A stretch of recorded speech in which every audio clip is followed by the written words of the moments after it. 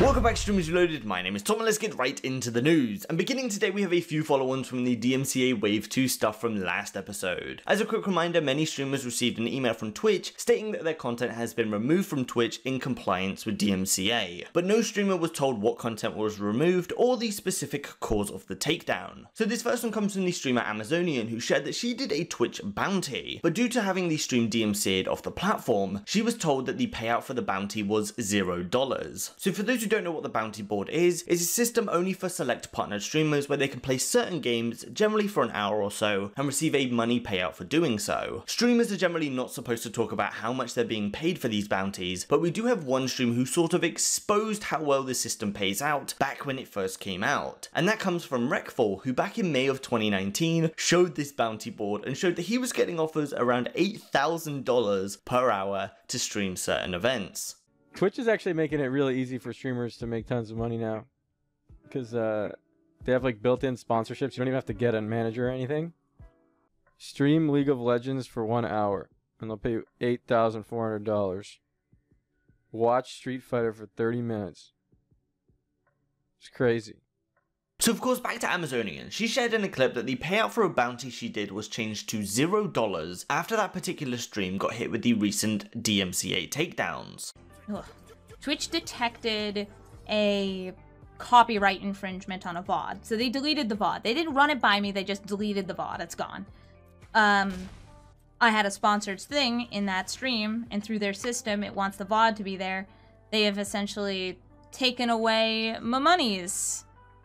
And yeah, I can't speak about it very well right now. I'm like just too upset.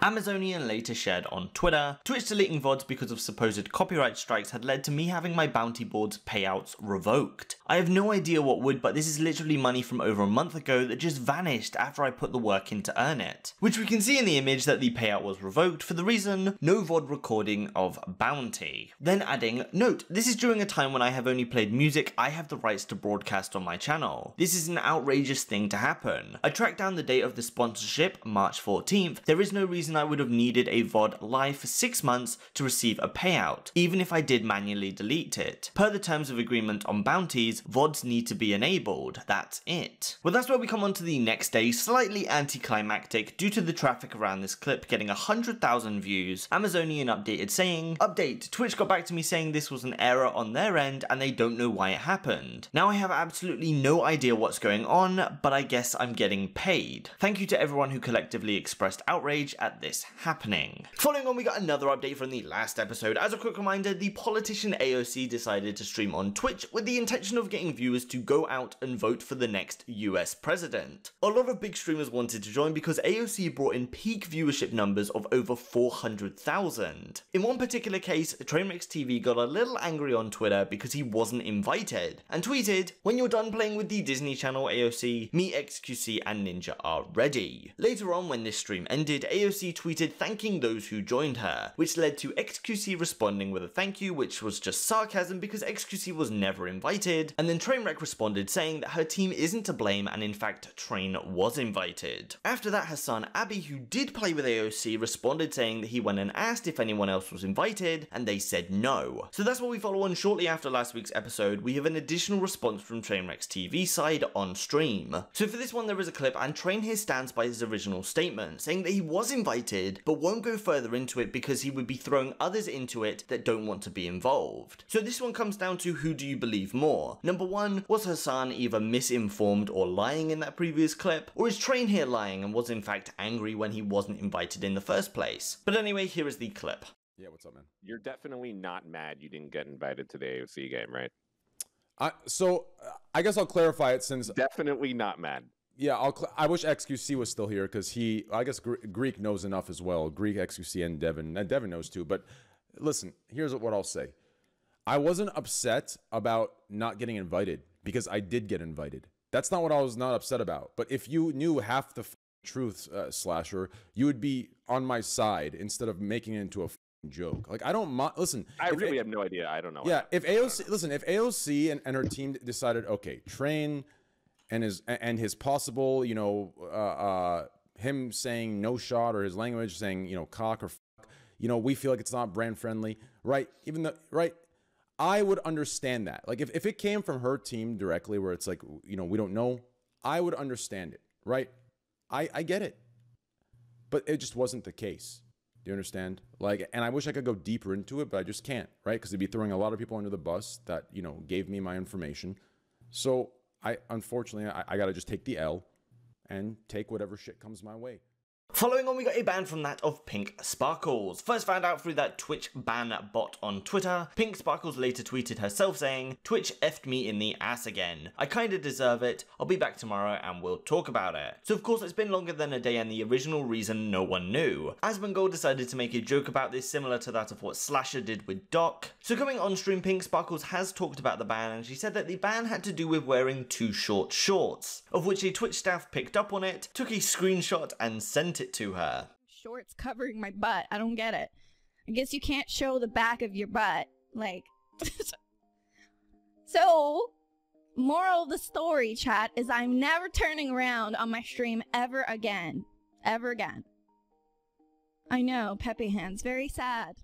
Pink Sparkles then follows on to say that the ban didn't make a whole lot of sense. Given she hasn't been banned in years, this seemed like such a minor thing and she should have just been given a warning for it. Then going on to say that she finds it weird that showing a tiny bit of ass isn't allowed, but as a cleavage streamer, she can show a lot more of the front. Her words, not mine. Anyway, it was only a 24-hour ban and she is now unbanned. Following on, we got some drama from the World of Warcraft community, including the two creators, PreHeat on Twitch and PreHeat on YouTube. I'm going to be calling them YouTuber and Twitch streamer because it's going to get confusing otherwise. Now, the YouTube side PreHeat has around 18k subscribers and has been creating content for well over 7 years. The Twitch side PreHeat is a part of a guild known as Complexity Limit, who've previously been mentioned as participants in the world first events in WoW. So the YouTube side PreHeat has released a twitlonger on the whole situation, with the main point being that the Twitch streamer PreHeat has sent a cease and desist letter to the YouTuber telling him to change his name because they are so similar. The YouTuber has released a bunch of screenshots throughout this post, with the first being proof that this isn't just a name he copied, but he's been using for well over 7 years. Over time, the YouTuber felt he's been receiving unnecessary harassment, being referred to as the fake PreHeat, then was later reached out by the Twitch streamer through Discord telling him about the name coincidence. The YouTuber said, "In all seriousness, my man, never intended to copy you or anything like that. Hope there's no hard feelings." The Twitch streamer then responded, "I believe you, but I also feel personally attacked every time I see something you've typed, so I've got mixed feelings." Then the YouTuber confirming, "I've never had any reason to say anything or direct any negativity towards you, and I think you're a chill dude as far as I can tell. So I'm sorry if you got the impression I'm out there to mock you or something, but I'm not at all." Then the Twitch streamer then responds, "Just to be clear, I don't have anything against you. I just wish you would have chosen a different name. It's selfish, but that's how I feel." With the last response being, "Understandable, likewise, but there's a reason we both chose it. It's a great name, and I think PreHeat and PreHeat is kind of cool in and of itself, even though the stigma attached to mine will always be not the real one. I'm cool with it." So these messages come from back in 2018, and as we now know, the Twitch streamer clearly does have something against the YouTuber, because he's now threatening legal action over the use of the name. This is then followed by a bunch of screenshots with reasons why the YouTuber should not need to change his name. First, the proof that the Twitch streamer PreHeat has only started posting WoW related content on his YouTube channel around a year ago, compared to the YouTuber PreHeat having posted well over 7 years ago. Then there is a clip from another Limit member discussing when the YouTuber PreHeat has been mentioned within calls, and how the Twitch streamer PreHeat gets extremely angry over it. Here's that. That PreHeat linked his Twitter is that PreHeat wants